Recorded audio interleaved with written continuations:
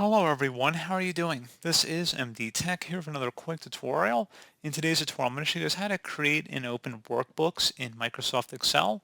So this should hopefully be a pretty straightforward tutorial today, guys. And without further ado, let's go ahead and jump right into it.